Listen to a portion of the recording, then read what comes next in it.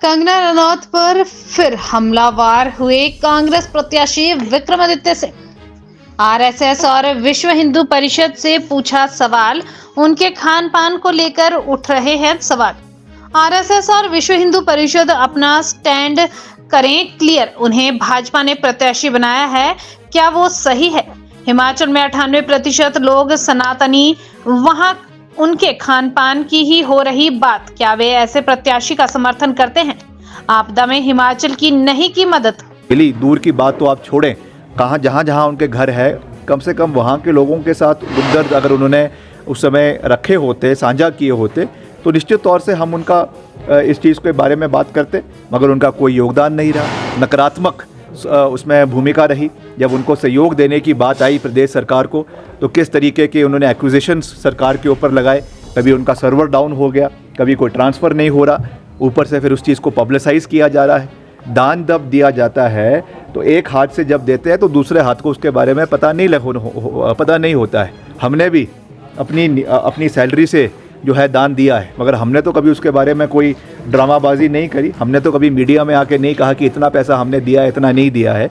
तो ये चीज़ें, इस चीज़ को जो है इस तरीके से जो सेंसेशनलाइज करने का प्रयास किया जा रहा है, ये बिल्कुल भी सही नहीं है। और बार बार जो एक वो बयान दे रही हैं कि कांग्रेस पार्टी हिंदू विरोधी है और हम हिंदू विरोधी पार्टी को हराएंगे, मैं उनको बताना चाहता हूँ कि मैडम, ये एक देवभूमि है। हिमाचल प्रदेश एक देवभूमि है जहाँ पर कांग्रेस पार्टी की सरकार पहली सरकार थी हिमाचल के अंदर जहाँ पे धर्मांतरण का कानून लाया गया। आपको शायद पता नहीं होगा, उस समय आप राजनीति में नहीं थी और उस समय आप जो है वो राष्ट्रीय स्वयंसेवक संघ से या आप भाजपा से नहीं जुड़ी हुई थी। ये इतिहास में जब आप जाएंगी तो आपको पता चलेगा कि राष्ट्रीय स्वयंसेवक संघ ने और विश्व हिंदू परिषद ने ऑन रिकॉर्ड चिट्ठी लिखकर वीरभद्र सिंह जी का धन्यवाद किया था कि हिमाचल प्रदेश पहला प्रांत है देश का जहां पर धर्मांतरण का कानून लागू किया गया।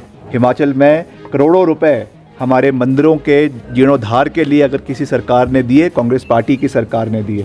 कुल्लू के अंदर आज अगर ऐतिहासिक देव सदन बना है, मंडी के अंदर आज अगर ऐतिहासिक देव सदन बना है, तो कांग्रेस पार्टी की सरकार ने, वीरभद्र सिंह जी ने उस चीज़ को वहाँ पे बनाया। जिस चीज़ की बात आज मुख्यमंत्री आदरणीय सुक्खू जी ने भी करी कि हिमाचल प्रदेश एक देव संस्कृति का राज्य है।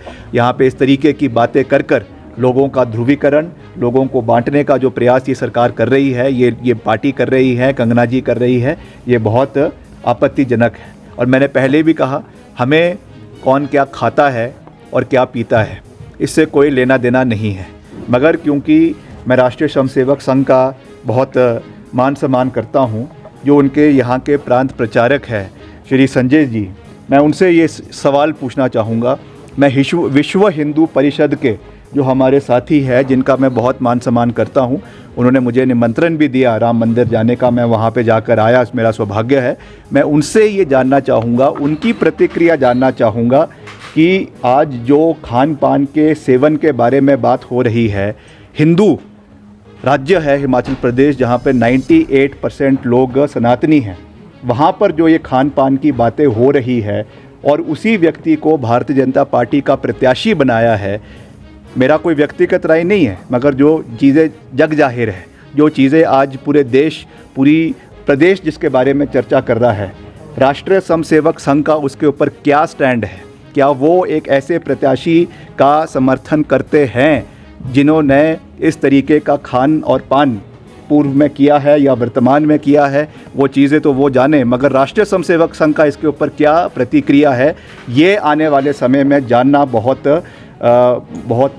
महत्वपूर्ण हो गया है। क्योंकि राष्ट्रीय स्वयंसेवक संघ अपने को जो है वो एक हिंदू एक ऑर्गेनाइजेशन के रूप में प्रोजेक्ट करती है। हम उनका बहुत मान सम्मान करते हैं, इसलिए उनका क्या व्यू इसके ऊपर है, ये शायद आज प्रदेश की जनता भी जो है वो जानना चाह रही है। तो मैं पार्टी का नेतृत्व का बहुत बहुत धन्यवाद करना चाहता हूँ कि मुझे मंडी संसदीय क्षेत्र से पार्टी ने नुमाइंदा बनाया है। हालांकि मैंने टिकट के लिए अप्लाई नहीं किया था। मुझे शिमला ग्रामीण की जनता ने बहुत प्यार दिया है, मान सम्मान दिया है, और दूसरी बार रिकॉर्ड मतों के साथ शिमला ग्रामीण ने मुझे अपना विधायक बनाया है। मैं उनका कर्जदार हूँ और वहाँ के विकास कार्य करना ये मेरी प्राथमिकता पहले भी थी, आज भी है और आगे भी रहेगी।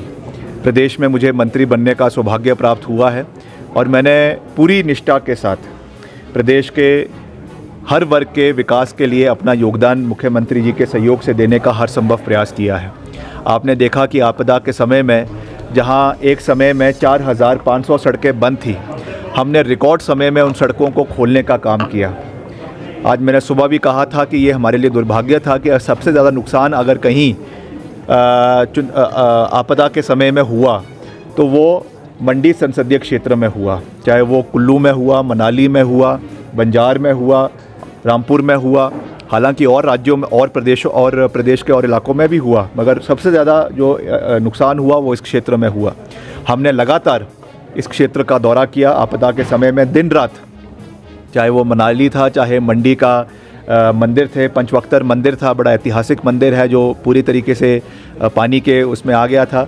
वैसे ही आपके पंडो है, मनाली है, आपका पतली कुल है, आपका बंजार में सैंज घाटी है। हर क्षेत्र का हमने दौरा किया और रिकॉर्ड समय में वहाँ पर हमने सड़कों को रिस्टोर भी किया, ब्रिजेज़ बनाए। हमने करीबन 200 करोड़ के नए ब्रिजेज़ जो है वो बेली ब्रिजेस स्पेशली कोलकाता से मंगाए, उनको वहाँ पे लोगों के बीच में लगाया। और रिलीफ मैनुअल के हिसाब से मुख्यमंत्री जी ने जो आपके केवल एक समय में 1.5 लाख रुपए मिलता था, उसको बढ़ाकर 7 लाख रुपए किया। लोगों को वो पैसा समय पर दिया, जिसमें सब लोगों का सहयोग रहा। खास करके कुल्लू के हमारे जो माननीय CPS है और हमारे वहाँ के विधायक है आदरणीय सुंदर सिंह ठाकुर जी है, भुवनेश्वर गौड़ है और सभी और साथी है, सब लोगों ने उसमें बड़ा अच्छा सहयोग दिया, समर्थन दिया।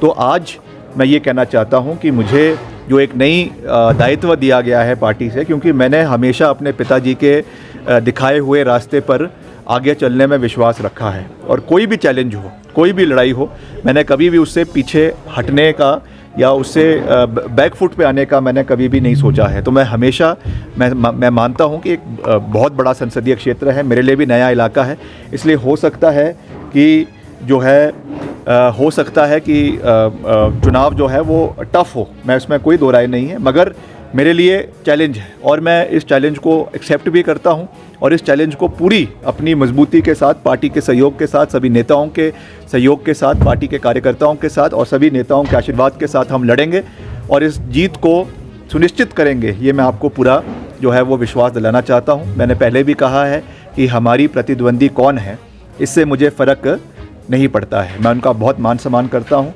मैंने पहले भी कहा वो हमारे बड़े बहन की समान है और उनके ऊपर कोई भी ऐसी टिप्पणी नहीं करेंगे, ना करने देंगे जिससे उनकी या महिलाओं की प्रदेश में मान सम्मान में कोई ठेस आए, मगर उनको जवाबदेही सुनिश्चित करनी पड़ेगी।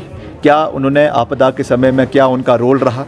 अब वो कहती हैं मैं तो अभिनेत्री थी और अभिनेत्री होने के नाते मेरा दायित्व नहीं था, तो मैंने तो ये कह रहा हूँ कि दायित्व केवल राजनेताओं का नहीं होता है, दायित्व हर प्रदेश के लोगों का होता है। और ख़ास करके बेटी अगर वो अपने को प्रदेश की कह रही हैं तो उनको भामला में जहाँ उनका घर है, क्या वो वहाँ पे लोगों से मिली?